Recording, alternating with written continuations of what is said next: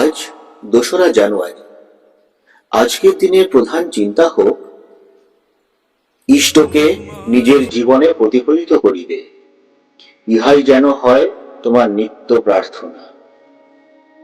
আজকের দিনের জন্য মহারাজের উপদেশ,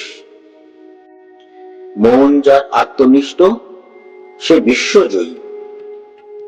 মন যার নিম্নগামী বা যে নিজেকে লইয়া ব্যস্ত, সে যত হিসাবী বা প্রয়াসী হোক, সে কিছুতেই রাগ, ঈর্ষা বা ঘৃণাকে ভিতরে আটকাইয়া রাখিতে পারে না, আর তার মুখে ওই সকল হীনভাবের ছাপ পড়ে।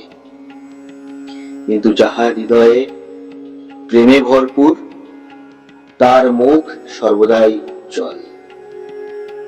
আমরা যদি আত্মনিবেদন করিতে পারি, তবেই যাহা কিছু বলি, যাহা কিছু করি, সে সকলের মধ্য দিয়া ওই ভাবই প্রকাশিত হয়। তখন আমরা সেই সর্বোত্তম প্রভুর চিন্তাধারার মতো তাহারই অসীম শক্তি প্রকাশ করি। আজকের দিনের জন্য প্রার্থনা করি। হে পূর্ণজ্যোতি, তোমার কাছে আমি আমার এই প্রেম ও দীন পূজার অর্ঘ্য নিবেদন করিতে আসিয়াছি।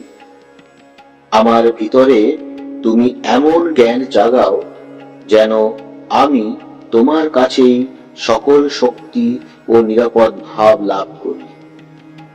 আমার মনকে তুমি আবর্জনা মুক্ত করো, আর আমার হৃদয়কে এমন পবিত্র ও উজ্জ্বল করো, যেন তোমারই আলো ও মহিমা এই হৃদয়ে প্রতিফলিত হয়। প্রণাম। জয়তু শ্রীরাম কৃষ্ণ।